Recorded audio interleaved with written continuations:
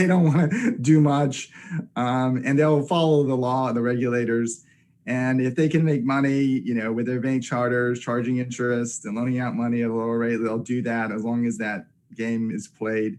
I worked at some investment banks in Wall Street, and decimalization had a significant effect. So I have seen technology waves come through the financial industry. And then what happens, the bankers, because they have resources, they scramble and they try to figure out how to do this because they don't want to lose market share, of course. And so, we're seeing another example of that. And I think what's happening is bankers are responding to the technology innovations that's brought about, it was mentioned many times, mobile phones, also, new technologies coming through. But at the end of the day, the customer wants some value. And I was thinking about my daughters. My daughters are 12 and 14, and they may never go into a brick and mortar bank in their life. And I was thinking about that, and I was like, wow, that's really interesting. So when I talk to them, I'll say, what is a bank? And they'll say, oh, you mean this thing on my mobile phone? I don't know what a ATM is. So in that generation, I think what we have to do is focus on the customer and how to facilitate financial transactions. And I'll stop there.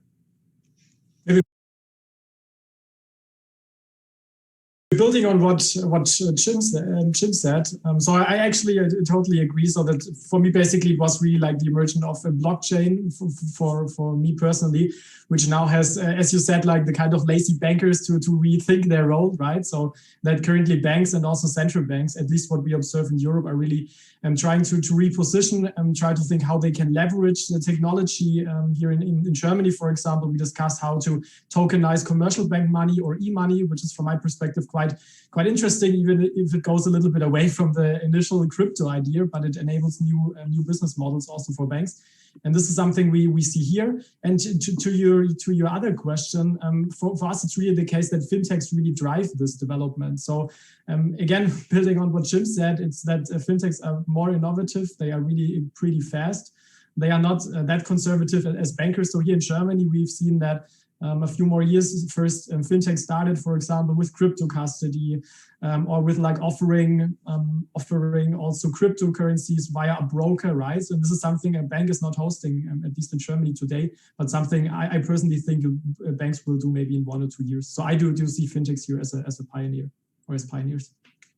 Okay, if we can go then to Hassan and to elaborate on this, and maybe you can give us your view in terms of if you also think that the fintechs have been driving this, or you also think that, for example, some of the results that we see are now also driven by the fintech, so they are also kind of a cause of this, because more technology brings more innovation, you bring more startups, more fintechs, and this is a cycle. So Hassan, what's your view? Yeah.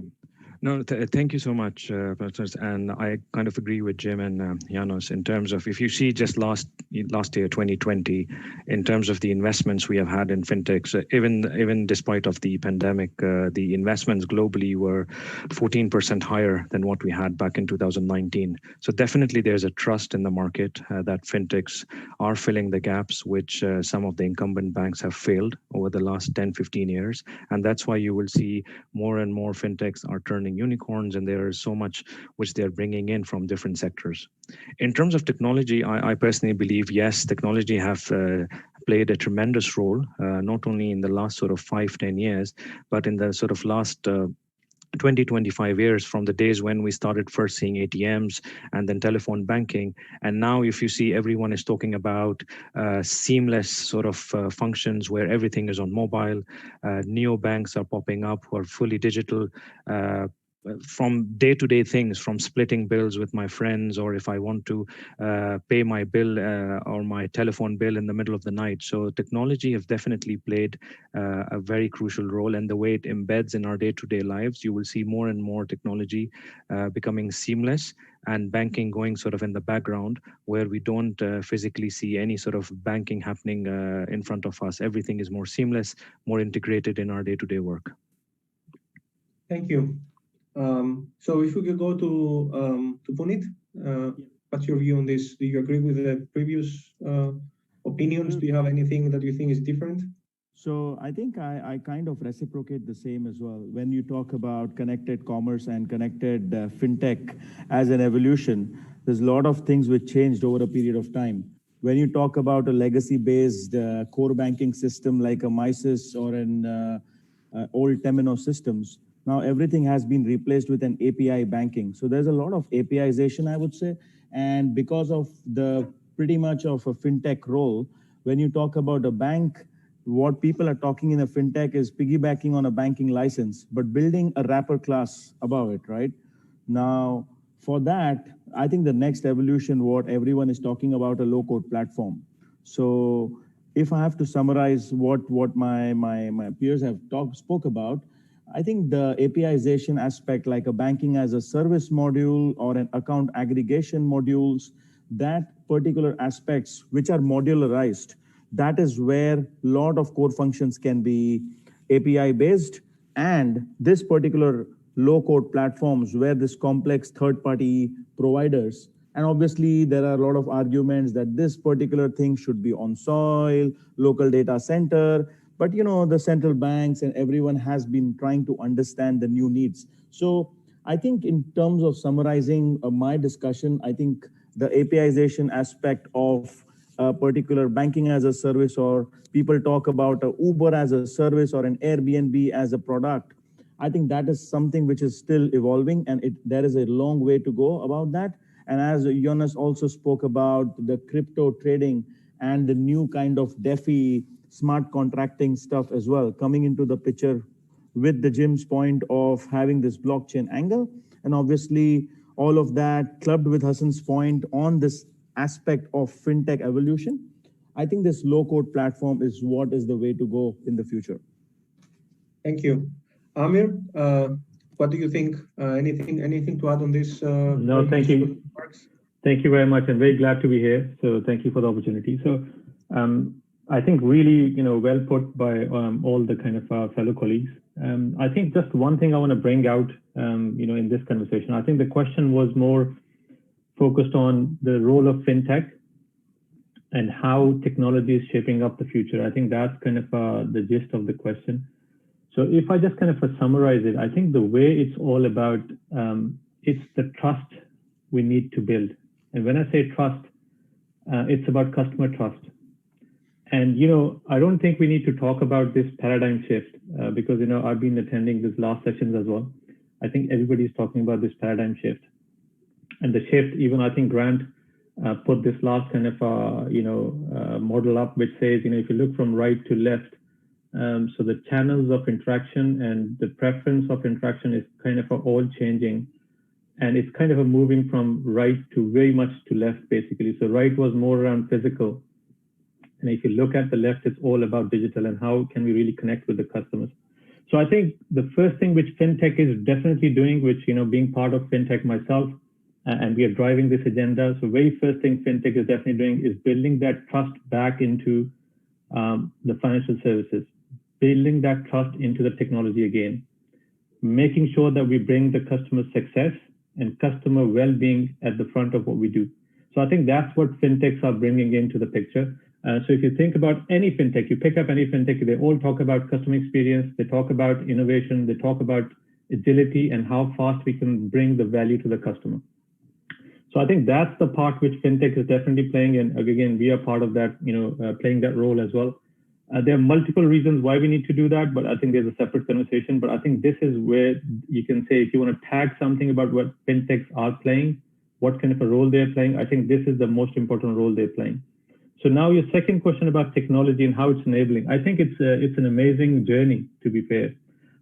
If you look back 10 years, 15 years, how technology has enabled, how we interact with our consumers, how we understand their needs, how we respond to their needs, and how quickly we can respond to their needs. It's all being driven by the technology. I think even if I take it to the next level, I think technology has never been a barrier, right? It's all about the strategy and how we want to really engage those customer and customer segments and how we want to drive that, culture. And also it's all about adoption. So I think technology has been at the forefront, but the challenge was more around adoption. And with this unfortunate event like this pandemic, I think it has driven that adoption piece very much in a favor, I would say, because that's where it's kind of really driving customers and consumers more towards having those kind of digital kind of experiences, if you want to call it. So I think these are the two kind of really elements I would just kind of touch upon there. Thank you. And I would very much agree to what you just said, that I think everybody agrees that the adoption has been key over the pandemic. There is a debate about how many years we have gained. Other maybe people say 10 years, 5 years, but I think it's a fact that this has played a key role. Now, going to the second round, I would say most of you have been mentioning several technologies. I mean, you have been mentioning the APIization of the economy, of the financial services. I know that some of you have been focusing on blockchain, like Jonas, digital currencies, cryptocurrencies. There is a lot of there are a lot of things happening. Can you, I mean, in a minute, let's say, if you can all give me your opinion on what were the main technologies driving change so far, and what are the 2-3 technologies that you think are going to be the most impactful going forward? So let's start from Jim again, and then we take it from there. Thank you. Sure, absolutely. So, one thing I'm thinking about as I'm watching the financial markets and companies change is this philosophy about, how to run a technology company, right? To understand the different stacks, right? And destacking this thing. And so technologists have looked at the business model and business processes of banks, and they started to think to themselves, I don't want to pay money for a bank charter that's too expensive and takes too long. I'm just going to provide this stack of banking service, and I'm just going to attack that, right? So what's happening is that it's really interesting how businesses and banks are responding, because basically they're dying by 1,000 cuts, right?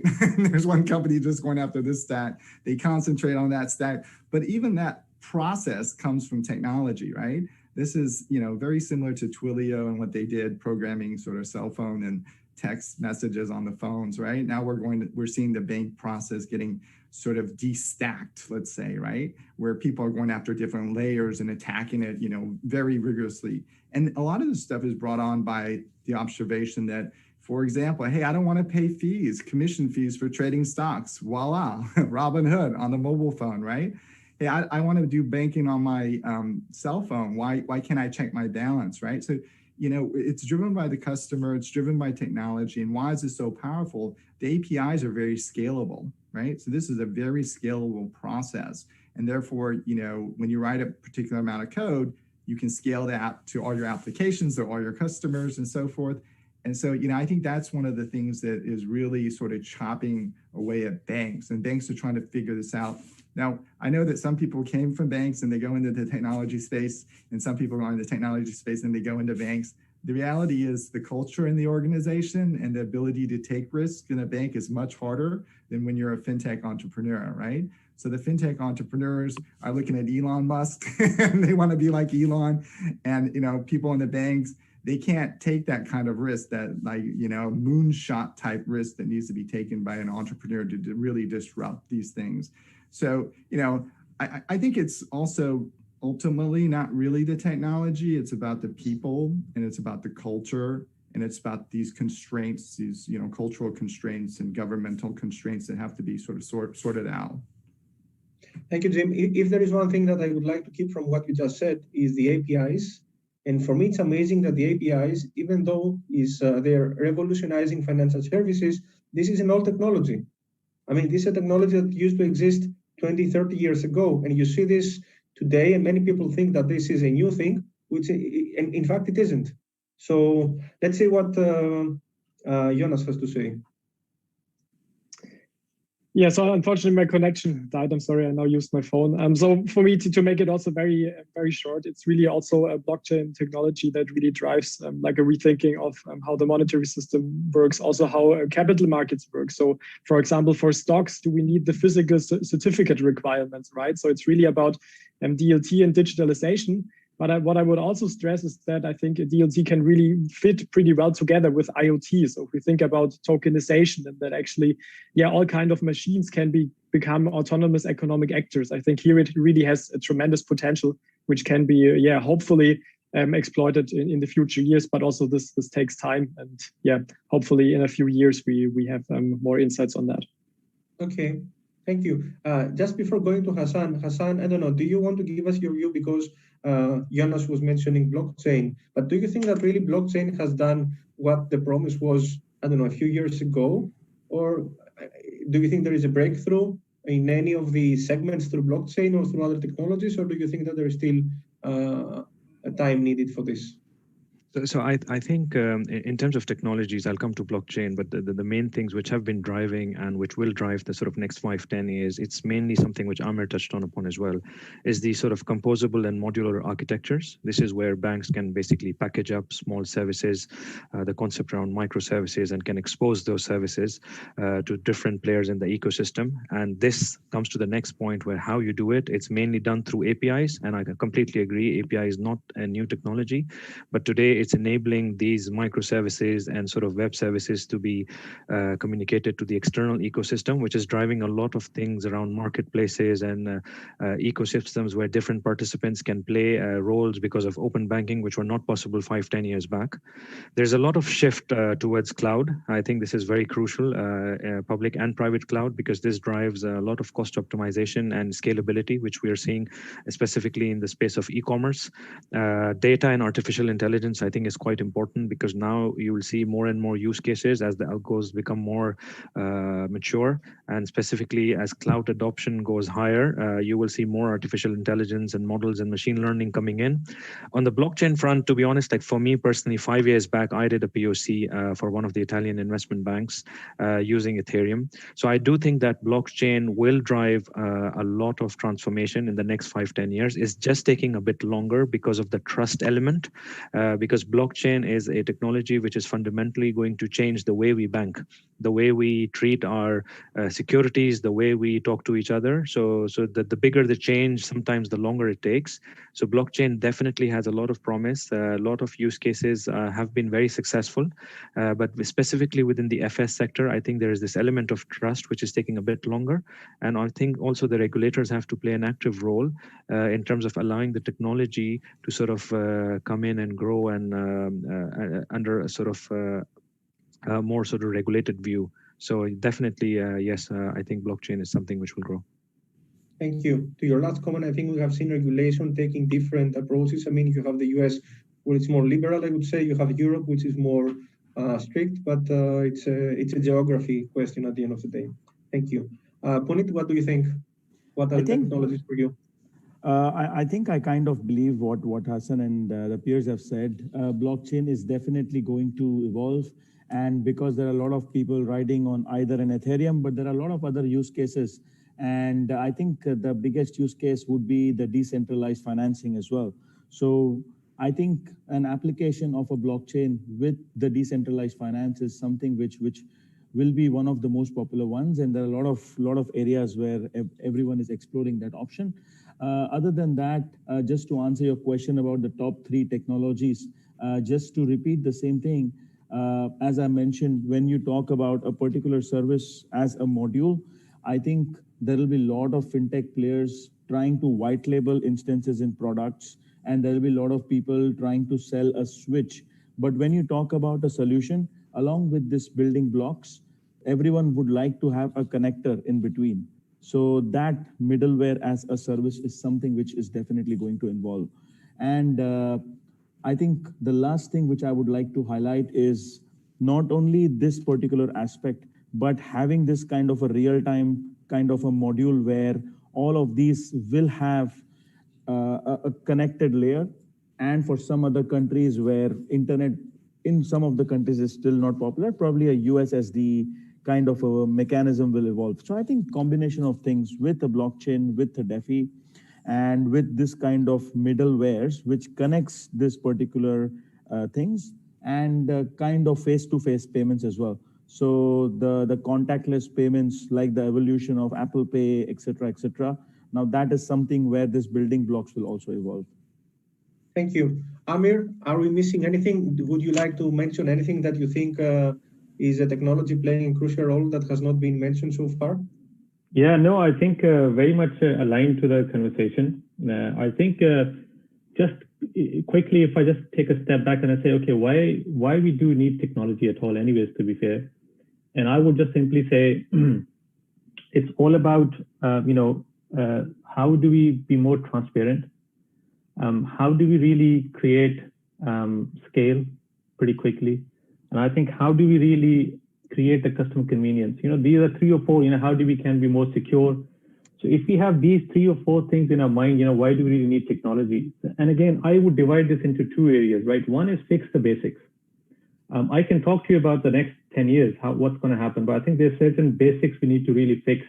And I'm talking about the MENA region, if you really want to take advantage of that technology. So, things like data economy, right?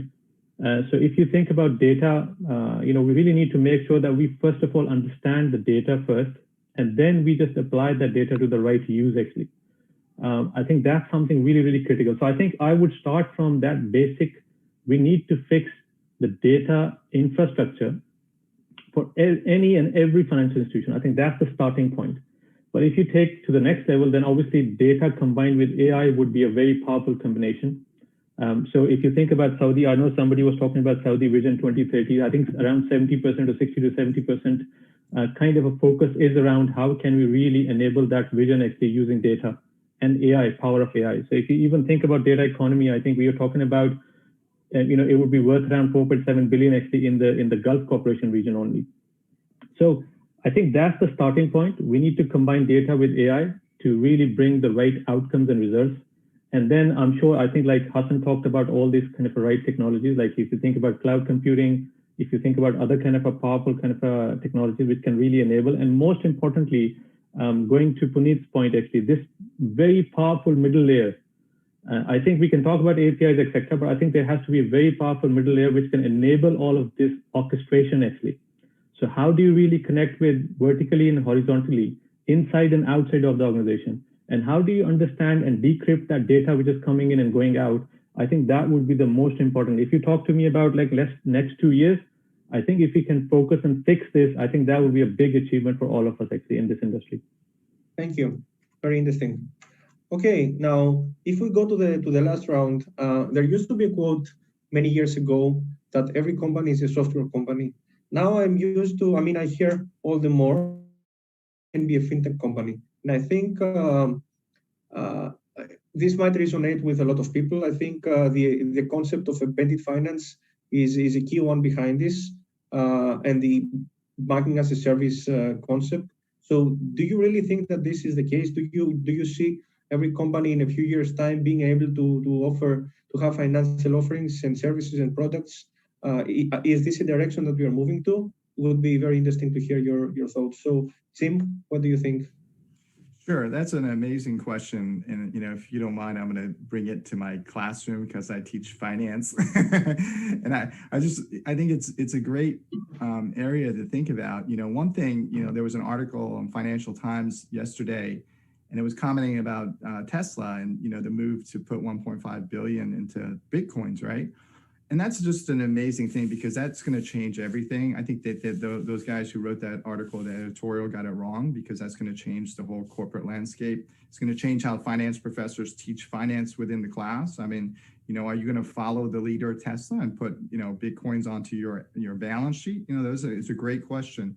The other thing to think about is what about these technology companies like Apple and Amazon and Google and Facebook? What if they provide banking services? Now, so it was mentioned before about trust. I think there was some results where those tech companies are very well trusted around the world, and some of the banks are not as well sort of perceived in terms of that particular, that dimension, right? So I think that's a very interesting. I definitely think blockchains is the future. We're still a little bit early. We saw some startups, thousands of startups try to do, the Ethereum platform. It didn't work. It's okay. We have Bitcoins and we have Ethereum. The next generation, instead of moving from proof of work to proof of stake, is going to be very interesting. I think there will be a wave of blockchain-enabled companies that are distributed finance through the cell phones. I think that's going to be over the horizon. But the reality is all this technology has existed. So there were the applications of existing technologies and not a lot of stuff new under the sun. There will be some bumps, which is new technology coming down the pipeline. 5G, how does that change it? Quantum computers, how does that change the security of these things, right? But, I think what's important to understand is that, academics and entrepreneurs are forward-looking thinking, and they're trying to solve these problems. So it's not as if, there's going to be one technological glitch that's going to take down blockchains forever. That's not going to happen. And if you really think about it, really what we're building all of this on is the desire for people to connect with other people through the internet, right? This is human desire. We want to connect, we want to work with other people, we want to meet new people, and we want to develop ourselves. And so, the basis of all of this stuff is very humanistic in that sense, right? And we've actually seen what happens whenever you try to be anonymous. These things just don't work out, right? So, I think the fundamental premise of what's going on here is, humans desiring to sort of build relationships with other humans using technology in order to facilitate this. So, I'm really excited about the future. And, will it be smooth sailing? No, of course not. It never is, right? But will we go somewhere that's much more exciting in the next 5-10 years? Absolutely. Absolutely. Thank you. Janos, what do you think? Do you see interest in companies offering financial services products, embedded finance, banking as a service? What's your view? Yeah, again, quite strongly agree with Jim, because I think in the end it's really a lot about trust, and this is also here what we, for example, see with the Diem or former Libra project, which I'm also following for quite some time. That here, at least in Germany, I mean, Germans are skeptical actually about everything, right? So they're skeptical with regard to banks, but even more when it comes to data privacy, when it comes to Facebook as one of the partners of the company. And here is like, there was a survey indicating that really not a lot of people really would use this Diem project because they trust banks more than this association. So here again, we are again with trust. So if trust in banks maybe further declines, I mean, they don't have the best reputation, of course, but obviously still better than for some tech companies. Then this could really transform a lot. And we have also seen that Apple Pay, for example, has like increased in importance because it seems that it's like Apple trusted more than Facebook, I would say. But here, this will, as also Jim put it, not come overnight, right? This is a process, will come over years, probably decades. But it definitely has the potential to become large and also to replace banks as we know them today. Maybe not replace completely, but replace their business models. Okay, being aware of time, I would I think this is the last question. So if I go to Hassan, Hassan, do you think that this is something that you would agree with? Do you see, for example, the trust element being after the pandemic, or let's say in the middle of the pandemic, changing between banks and other organizations? What's your view? No, I think definitely trust plays a very important role. But in general, I was just doing some research for today's session, and I found a really nice stat which says that 40% of the revenues from the US banks are at risk to be lost to the big fours, the GAFAs, right? The Apples and Amazons.